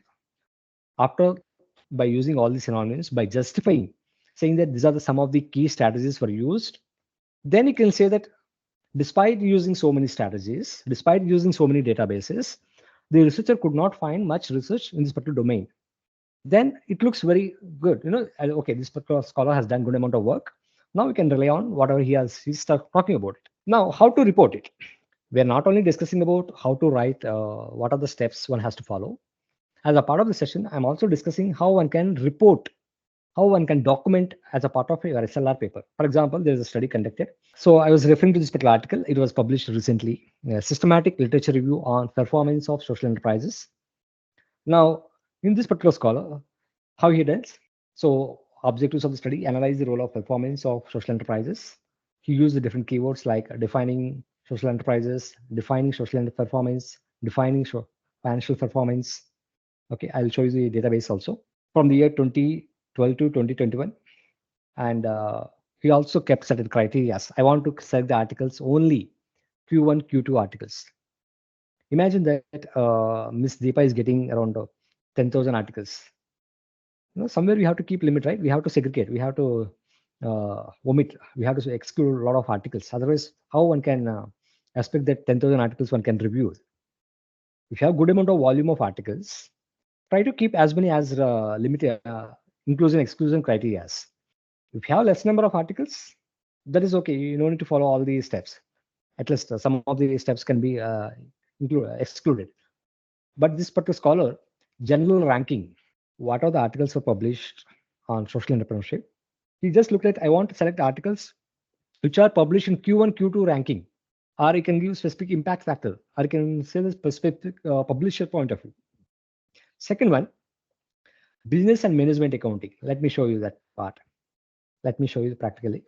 I'll go with this one, social entrepreneurship and sustainable development. Sustainable development. Okay. So these are the keywords I'm using it. Social entrepreneurship, sustainable development keywords. We are searching from article title, abstract keywords. Search. We got around 422 articles. Let me include one more. Entrepreneurship, social innovation, then one more lastly, innovation. Okay, so these are some of the keywords I'm using as a part of my search. Okay, I hope you're able to see my screen. Is it visible to all of you? Okay, so I have given certain keywords. Now see the results. We got around 28,000 plus articles. Now Miss Deepa and all of you belongs to business and management background, accounting and business background. Okay, so I'll keep the limit subject area only my background, that is business and management and accounting. Just after selecting the subject area, just click on limit to. Now out of 28,000, how many you got? Around 8,000 we got it. Now secondly, you can also see the limit whether you want to keep only from last 5 years or last 10 years. Let's take, for example, we are in 2024, 2013 to. So this is my timeline. This is my timeline. And others, I don't have any preference because I'm not aware of much others. Whereas subject-wise, I need to include subject-wise because we have to justify. You cannot simply say that I have selected articles from published in environmental science, health, biology and all. Because you are going to not only collect the list of references, list of the articles, you are also going to evaluate it. So it is expected that as a researcher, you should have basic knowledge about the domain that you are going to explore. Without having basic knowledge about the particular domain, one cannot expect that one can review the article subject, right? So if you belongs to, for example, this particular social science subject, social entrepreneurship can be part of economics, it can be part of social science, it can be part of business management. So this particular scholar, the scholar published on performance of social enterprises. They have included database not only from business management and accounting, they also included social sciences and economics and finance. So you need to see where is your expertise. For example, I'm coming from social work. Ms. Depa is coming from commerce or management, and somebody is some other Professor Shamla ma'am is coming from some other department, right? So we'll take our combination, our expertise in this particular area. So accordingly, we'll choose it. Now go back to your data set. So time frame, we have filtered it, 2013 to 2023. Subject wise, we have filtered it. Okay. If you feel 6,500 is very small, and if you have expert, if you in your team, if there are members from other domains, you can include it. Right now, I don't want to include it. Right now, it is 6,500. Then, when it comes to the systematic literature review, it is always expected that it is better to go with only articles published in the peer-reviewed journals. I'm just repeating again. When it comes to systematic literature review, it is expected that one has to review the articles which has gone through blind peer review. The articles which are published in journals, one has to select it. There are so many types of articles we have. For example, conference proceedings. Whether you accept it or not, the papers which are published in conference proceedings are not given much weightage. Instead of saying that not weightage, at least I can say that much weightage. Just because you're attending conference, just because your paper is published in conference proceeding, people are not giving any kind of value to that. So generally, you won't include as a part of systematic literature review. Book chapters, call for chapters. I know that there are Springer, there are Stell and Francis, Springer. So you can also see whether this particular book chapter is coming from which publisher. If you can able to spend that much time to segregate 691 articles were there coming from book chapters. But anyway, you have good amount of articles, 3,000 plus articles is really good. You require hardly 200, 100, 150, 80 articles. You already have 3,000 plus articles. So what you can do is, as compared with the articles published in journals, rest of the articles are not having much weightage in terms of quality of the work. So instead of including the your collection of the articles and excluding at the time of quality assessment, it's better to do at the beginning. It's better to do it at the beginning itself. So it's better to select the articles at the time of selecting the data itself. But when it comes to the meta-analysis, which is not part of your syllabus also, in that case, you are also going to include the articles which are not published, which were rejected. When it comes to the meta-analysis, you're also going to include the articles which are not only published, which are also rejected by the editors, also going to include. And you want to critically evaluate each and every articles based on the treatment. Okay. So I'm not going to discuss much on meta-analysis at this time. When it comes to the systematic literature review, you are going to select the articles which are published in journals. Okay. Now limit 2. Next, source title. I don't have any preference to particular journal, but it's always better to cross check. There might be journals belongs to engineering background. So if you have more number of articles, try to identify more reasons to exclude the articles. The more reasons you put it, the more authenticity, the more transparency, the more robustness you are going to bring to your research article, right? So see that what are the ways one can able to, what are the different reasons one can give to exclude more and more articles. Okay, just limit it. Just limit, exclude. These are the exclude. Whatever I selected, that was excluded. Means other parts are included here. Other journals are included here. Now we got how many? We got it 3,000. Next, keywords. If you just explore the keywords, and you can also select. I want to select the article related to sustainable development, innovation, sustainability. Just for the sake of example, I'm showing you how to select the keywords. Okay. Then affiliations, we don't have any specific reference. Funding, you can see depends on the health research. If you want to select only articles from India, that also can do that. But mostly you'll try to map the articles from all over the world. If you have more articles, you can see only from China, only from India. So it depends on the volume of the articles, one can able to see that part. Now, how to export it? How to export it? You can just click on all. Please look at my cursor. Please look at my cursor. I'm just clicking on all. There is option called export. There is option called export. And we have to download in the form of CSV format. So right now I'll do it in two formats. One is CSV format, another one is RIS format. Research Information System is the file extension. Like CSV is the file extension. BIP text is the extension. Plain text is a file extension name. Okay. Just click on CSV format. Now it is showing what kind of information that you want to download from the Scopus. I also wanted to download the affiliations, publishers, details, language. I also wanted to download abstract and keywords. I also wanted to download a reference part. Now just click on export. Remember, I'm just sharing one data set with you. Please share with our participants. Okay. Last 15-20 minutes, we have discussed about how to search the data. Okay. Next one, how to report it. I was discussing about it.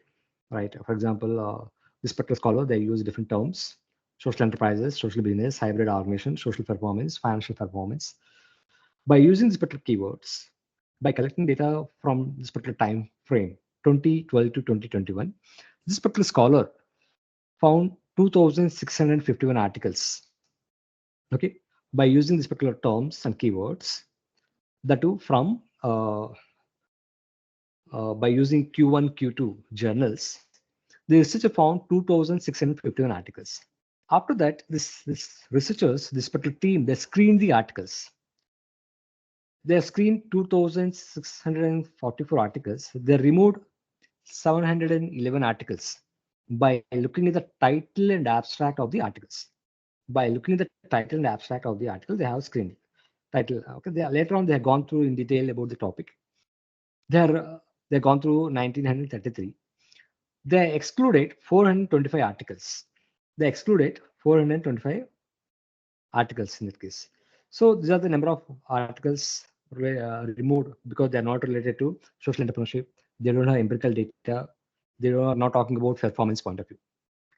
Finally, after going through the full text, they included only 35 articles as a part of the study in this particular research. Okay, look at the second example. So this particular article was published on artificial intelligence in customer-facing financial services. A systematic literature review and agenda for future research. It was a recent publication. Okay, one of the most prominent journal, International Journal of Bank Marketing. Okay, now the researcher used databases, 4 databases. One is Scopus database, second one Web of Science database, EBSCO, there is another database, and Science Direct. Almost all of you might be knowing it. What is Science database? And when it comes to the different keywords, artificial intelligence, he used AI or artificial intelligence by within including phrase, financial services marketing, banking, loan, credit, financial advice, financial planning, wealth management, investment, retirement, customer, consumer. All the concepts are related to either artificial intelligence or finance, right? But there are different, you can see the synonyms, certain concepts. So as a researcher, you have to use various synonyms, various concepts, and you need to report it, how we have included, how we have excluded, what is the inclusion criteria this particular research team followed. So you need to specify clearly about what is the inclusion criteria as well as exclusion criteria. Just look at the right side. By using 4 databases, by using this particular time framework from the year 2021, June to this particular time frame, the researchers collected 1,582 articles and they have removed duplicates. I'll show you how to remove the duplicates. Then after that, they have articles included general quality by checking ABDC ranking list. Okay, 870. They are included by looking at the ABDC ranking list. 700 articles were included and they have removed around 712 articles. Articles excluded journal looking quality 509. Articles included in title and abstract review 361. Articles excluded after abstract and title review 296. Article selected for in-depth analysis 65. Articles identified through Google citation check. I mean, further extra, they have added it. 13. Articles identified through manual search. That is extra 7 more articles. Total number of articles were included around 90 articles for the full text. Articles published between 2021 and June 2021. First search and October. So you also need to give the date when it was started, which month it was started, which year it was started it, as a part of your methodology part. This is how one can able to write, one can able to report as a part of research methodology part. Next one. We have collected articles. Madam already shared with you one file, RAS format file with you all, right? Now, there are so many softwares are available with us to reduce your burden. Just imagine that Miss Deepa has collected 1582 articles. Going through the title, going to the abstract, reading everything, it is very tedious task. But if somebody can identify the duplicates, half of the articles are duplicates, or at least 50% of the articles are duplicates. For example, in this particular case, why there is duplicate articles means repetition of the articles, because this particular researcher used 4 databases. The more databases you are going to use, it includes that as a researcher, you are tried your best to explore as much as possible. That is one advantage. The disadvantage is that you are going to have more number of articles. So you have to see which are the articles are repeated, which are the articles are duplicates. In order to identify the duplicates, in order to eliminate certain articles, in order to come up with certain inclusion exclusion criteria, we have softwares. One such software is Rayyan software. We already downloaded the file from the database, and we are going to create account. Each one of us, we are going to create account in Rayyan, and we are going to create. It's going to be hands-on practice.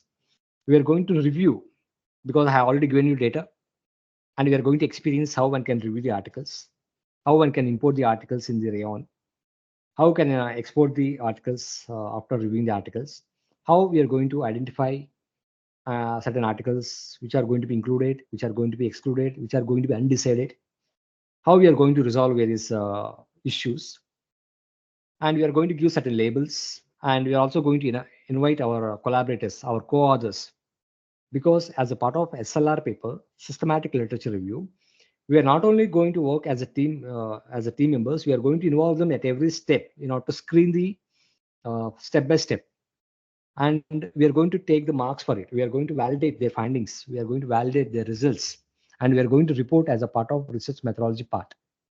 I'm going to show you various templates, how various scholars are reporting, how various scholars are conducting rigorous research work by using systematic literature review with the help of Rayyan. Please just open your Google, all of you, please just type Rayyan AI. Just type in Google Rayyan AI. It is a subscription based, but initially one can create the account, and you can also review at least 3 times. You can have up to 3 times one can do review without going for subscription. Account, or just let me go with my flow. Do you want to practice it along with me? How to screen the articles? Yes, Yes, sir. sir. Yes, sir. Yeah, please create account. Done, sir. So we have created account. Okay. Now this is the look at the interface. First of all, you may not be seeing what we are seeing right now here in my page. In your screen, you can see home, left side, home menu bar, ribbon bar, my library, archived reviews, active reviews, view all reviews, and create new review. Okay, create new review. Just click on create new review. I hope all of you are there with me. Just Yes, click on create new review. The title of the work that we are going to do right now is social entrepreneurship and development. We are going to write paper on social entrepreneurship and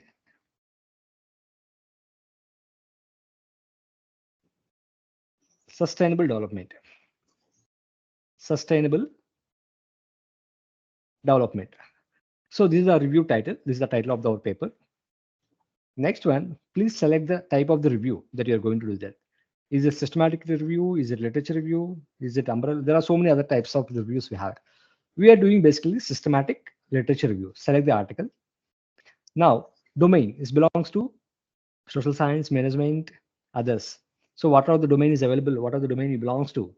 We simply select on review domain. And if we are going to work in a team, as basically you're going to work in a team, so it's always better. For example, if you are the principal co-author, you are the main author, and you are going to share this particular data with the co-author. And if you want, your co-author should understand what kind of data that you have collected, what kind of data is all about it, what are the major research objectives.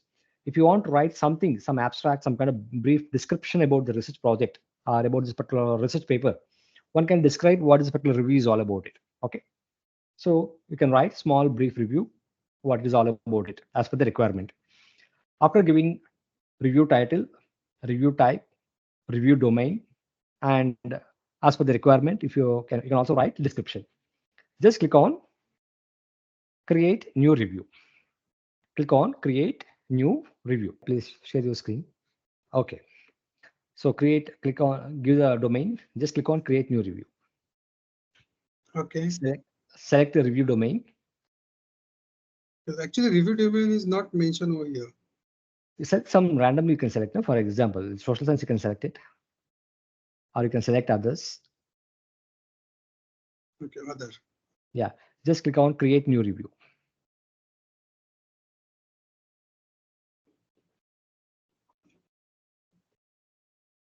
Now it is asking you all of you to please upload the files. Just click on select files. Just click on select files.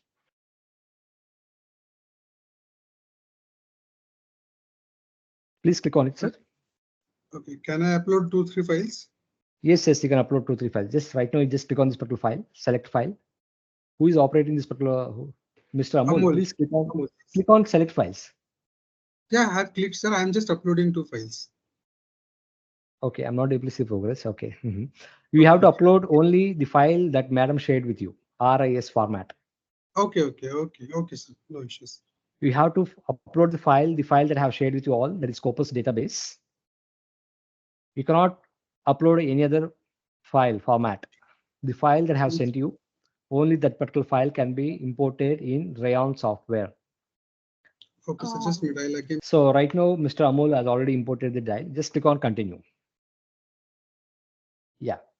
Now, as you can see the progress, uploading in progress, continue. It's successful. Continue. Please click on continue. Now, right now, we're not going to invite. If you want to invite any of your co-authors, if you want to invite any of the co-authors, just can you, Mr. Amol, can you click here? Can you see my cursor? Can you click here? Under role. Role. Next. User role.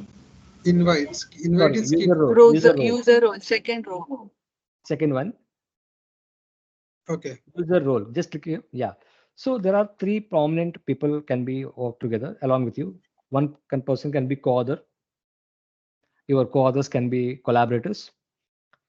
If you feel that we require some expert domain, the person who is not going to be part of your research publication, but you feel that you want to get some kind of guidance, some kind of support from your supervisor, some of your colleagues, or some layman point of view, we can add them to this particular Rayyan software. They also need to create account. They also have access to that. Okay. Third one, they can also view your file. They cannot delete. They cannot add any make changes. They simply can view the files.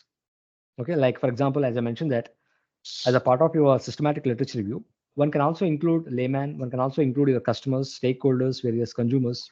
If you feel their insights makes a difference to you, so you can have reviewer, we can have viewer, we can have collaborator. Collaborator is nothing but a co-author. Reviewer is nothing but an expert whom you're inviting to look at your work. You're looking for some kind of expert, some kind of guidance, some suggestions on it. Viewer just some outsiders. If you are looking similar kind of, if you're expecting something them to give some comments, inputs on it, you can do that. Okay. So right now we are skipping that. If you want to invite, you can give it their email ID and select which role that you want to give it. Okay.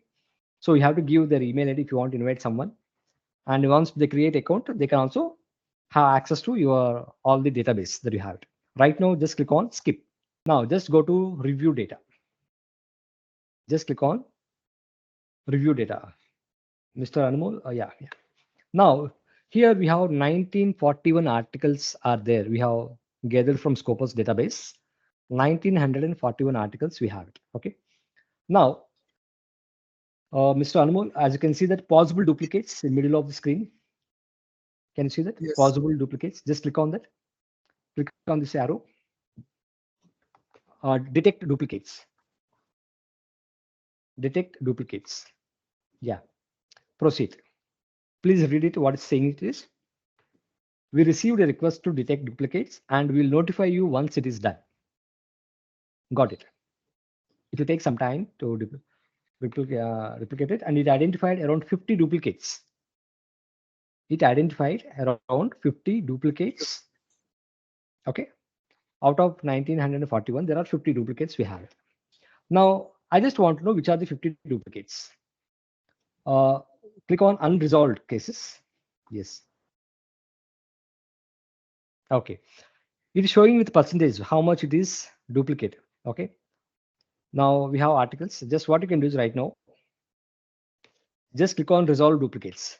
At the here, as you can see my screen, resolve duplicates, bottom.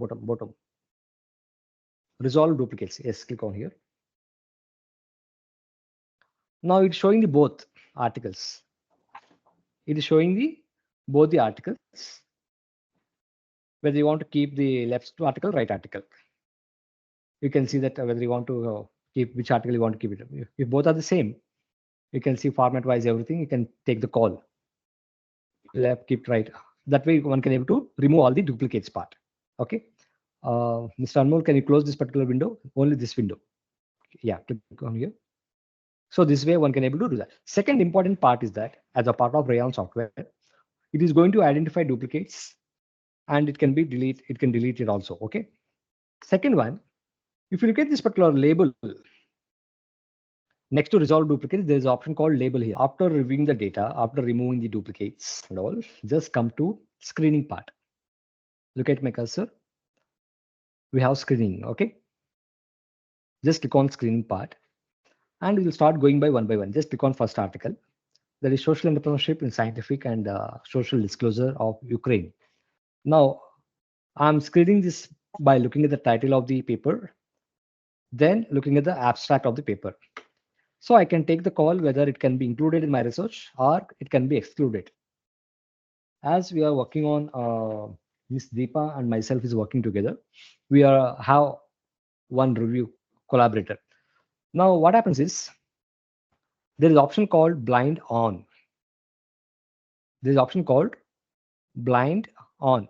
Means, for example, if you want blind off mode allows members to see each other's decisions.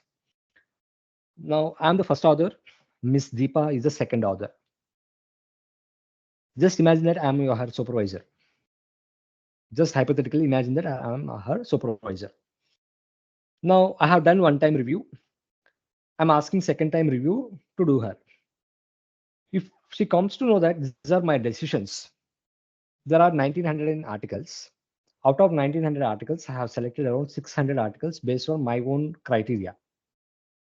Just because I'm her supervisor, just because I'm head of the institution, head of the department, whatever seniority, superiority, whatever she thinks, if I reject this article, he or she may feel bad. She may, I'm not saying all the cases. This obviously is going to influence the decision-making power. Okay, already my supervisor rejected it. So your intention will be like almost like in the point of you rejecting that particular article. So you won't spend quality time to see actually what is the particular title of the article is all about it, what is the abstract is all about it, whether my supervisor by mistake he included or excluded. So it is going to avoid that kind of biases.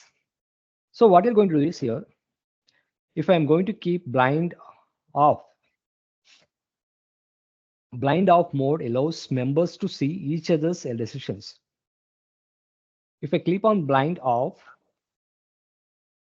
Miss Deepa can able to see what kind of decision I have taken with regard to first article 1 to 1900 articles. My decision may influence her way of looking at the article. So there is option called blind off, blind on. If I keep on blind on, I have reviewed it, but I didn't tell her what are my decisions, what are my choices, what are the included articles, excluded articles.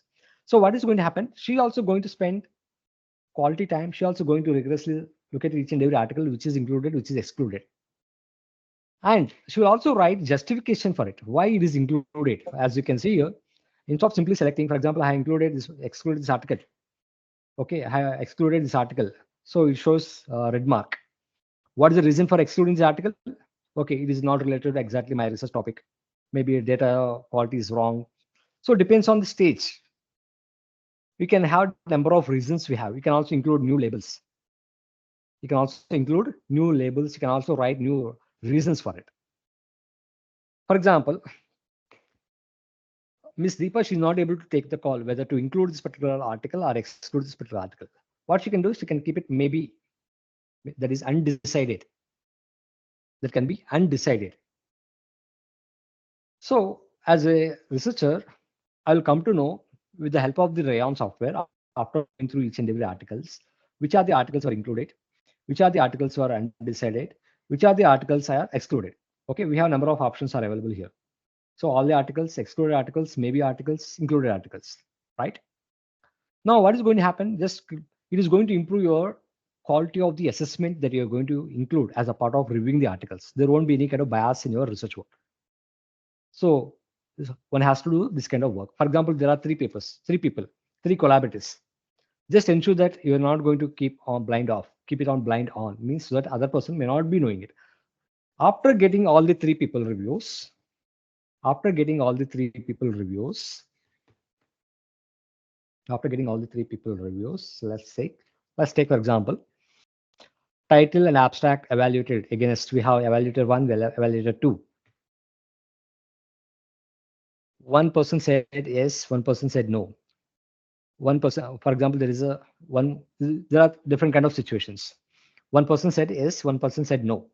So in that case, resolve conflicts by discussion of consensus. So myself and Deepa is going to discuss why you have included, why I excluded. What is the justification from my side? What was the justification from my side?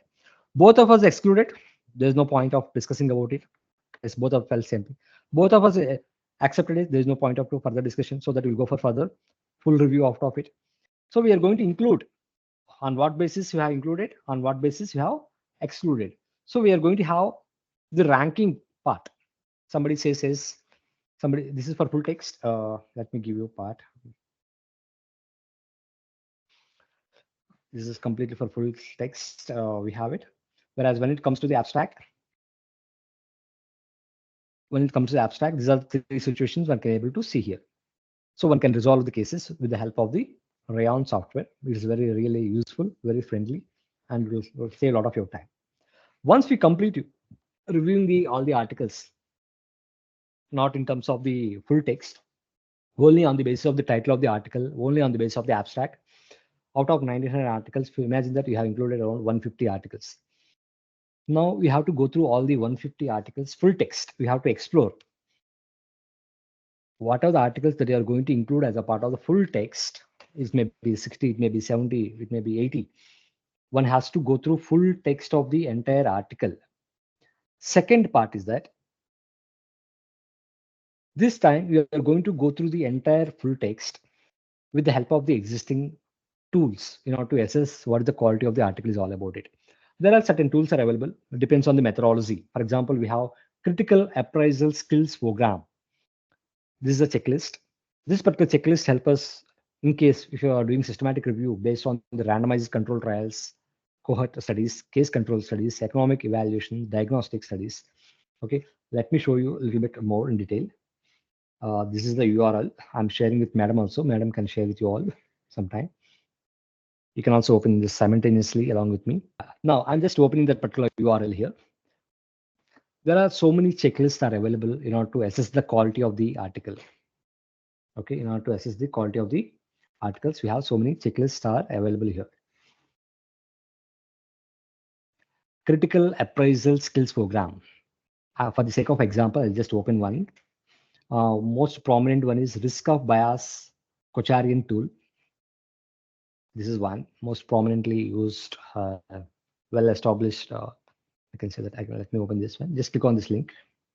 It will take you to that particular place. A revised Cochrane risk of bias tool for randomized control. If you are collecting data related to articles related to randomized control, this is the one. Okay. In case we have articles related to case studies, economic evaluations, critical appraisal tool. EBP checklist is basically meant for education interventions, management point of view, treatment point of view, prevention point of view, guidelines. We have new CASIL what was scale, useful for assessing the quality of non-randomized studies, such as case control and coherence state studies. So these are some of the checklists. I'll show you a few examples. Basic format, one can use it like this. Type of the review. We have around 60 full text articles. So we are going to segregate the articles. What is the type of the review? Whether it's peer reviewed, not peer reviewed. What is the publication type? Is it academic journal, professional journal? Is it book, doctoral dissertation? Publication date, whether it is coming under your time period, journal impact factor. Okay. And if, for example, if you're looking at methodology wise, for example, if we are looking at the research, quantitative research articles. So we have certain criteria. Whether questions sufficiently described, whether questions, research objectives well described, well framed, whether study design, what was adopted, whether it's justified properly, is it really appropriate for the objectives of the study or not?